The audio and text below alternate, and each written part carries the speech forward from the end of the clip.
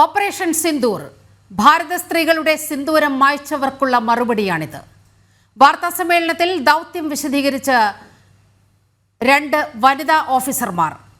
ഒരുപക്ഷെ സൈന്യത്തിലെ ഇതുവരെയില്ലാത്ത ഒരു സംഭവമാണ് ഉണ്ടായത്.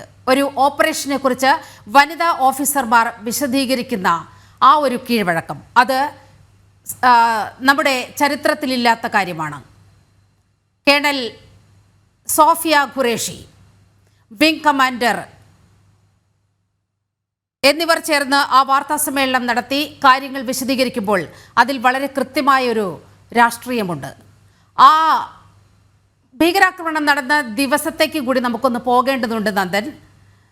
അന്ന് എന്നെ കൂടി കൊല്ലൂ എന്ന് ഭർത്താവിൻ്റെ ശിരസിൽ നിറയൊഴിച്ച് അദ്ദേഹം വീണ് കിടക്കുമ്പോൾ ഭീകരരോട് ഒരു സ്ത്രീ യാചിക്കുന്നുണ്ട്.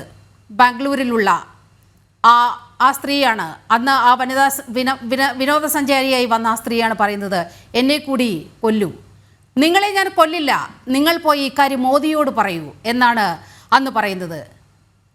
അതേ മോദി തന്നെ വളരെ കൃത്യമായ മറുപടി ഭാരത സ്ത്രീകളുടെ സിന്ദൂരം മായ്ച്ചവർക്കുള്ള മറുപടി നൽകിയിരിക്കുന്നു. നന്ദൻ, തുടരാം.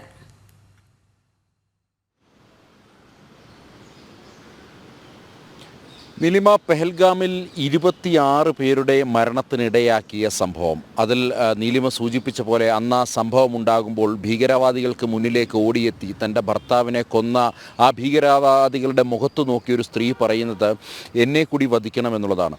പക്ഷേ ആ ഭീകരവാദി നൽകിയ മറുപടി വളരെ പ്രസക്തമാണ്. നിങ്ങൾ പോയത് മോദിയോട് പറയണമെന്നുള്ളതാണ്. മോദിയോട് പറഞ്ഞു, മോദി കേട്ടു. അതുകൊണ്ട് തന്നെയാണ് ഇന്നലെ അർദ്ധരാത്രിയിൽ ഓപ്പറേഷൻ സിന്ദൂർ എന്നുള്ള പേരിൽ പാകിസ്ഥാൻ്റെ ഉള്ളിലേക്ക് കയറി മുഴുവൻ ഭീകരവാദ കേന്ദ്രങ്ങളും അടിച്ച് തകർത്തിരിക്കുന്നത്. ആ മോദിയോട് പറഞ്ഞതിൻ്റെ പ്രതിഫലനമാണ്, അതിനുള്ള പ്രതികാരമാണ് എന്നുള്ളതാണ് യാഥാർത്ഥ്യം. ഇതിൽ ഈ പേര് തന്നെ ഓപ്പറേഷൻ സിന്ദൂർ എന്നുള്ള പേര് തിരഞ്ഞെടുക്കുന്നതിന് മുമ്പ് ഇതിന് പിന്നിൽ 22-ാം തീയതി ഈ സംഭവം നടന്ന് ഇതിൻ്റെ റിവ്യൂ മീറ്റിംഗ്, എന്താണ് ഈ സംഭവം ഉണ്ടായത് എന്നതടക്കം ചിന്തിക്കുമ്പോൾ അവിടെയും വനിതാ ഉദ്യോഗസ്ഥരുടെ സാന്നിധ്യമായിരുന്നു ഉണ്ടായിരുന്നത്. വനിതാ ഉദ്യോഗസ്ഥർ, അതായത് വനിതകളുടെ ഒരു സ്വാധീനം, വനിതകളുടെ ഒരു ഇടപെടൽ ഇതിൽ ഉടനീളമുണ്ട് എന്നുള്ളതാണ്. ഏറ്റവും ഒടുവിലായി ഈ പേര് പുറത്ത് ഓപ്പറേഷൻ സിന്ദൂർ എന്നുള്ളത് സ്ത്രീകളുമായി ബന്ധപ്പെട്ട പേര് എന്നതിനപ്പുറം ഈ ഓപ്പറേഷൻ എങ്ങനെയാണ് എന്ന് ഈ ഡൽഹിയിൽ വാർത്താ സമ്മേളനത്തിൽ വിശദീകരിച്ചത് പോലും 2 വനിതാ ഉദ്യോഗസ്ഥരാണ് എന്നുള്ളതാണ് ശ്രദ്ധേയം. പ്രധാനമായും കേണൽ സോഫിയ ഖുറേഷി ഗുജറാത്തിൽ നിന്നുമുള്ള 2016 സൈന്യത്തിൻ്റെ ഭാഗമായ വനിതയാണ്. മാത്രമല്ല 2018 നടന്ന ഒരു സംയുക്ത സൈനിക അഭ്യാസത്തിൽ ഭാരതത്തെ നയിച്ചത് സോഫിയ ഖുറേഷിയായിരുന്നു.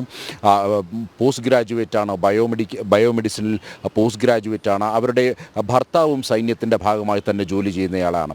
അങ്ങനെ 2 ധീര വനിതകളെ, ഒപ്പം തന്നെ വിംഗ് കമാൻഡർ വ്യോമിക സിംഗ്, അങ്ങനെ 2 ധീര വനിതകളെ ഈ ഓപ്പറേഷൻ സംബന്ധിച്ച് വിശദീകരിക്കാൻ ഏൽപ്പിച്ചതിലും ഏറെ പ്രത്യേകതയുണ്ട്. ഭാരതത്തിൻ്റെ നാരീശക്തി ഒരിക്കൽ കൂടി ലോകരാഷ്ട്രങ്ങൾക്ക് മുന്നിൽ തുറന്നു കാട്ടുന്ന ചരിത്രം കൂടി, അല്ലെങ്കിൽ ആ ചരിത്ര നിമിഷം കൂടിയായിരുന്നു കഴിഞ്ഞ മണിക്കൂറുകൾ ഡൽഹിയിൽ കടന്നുപോയത്.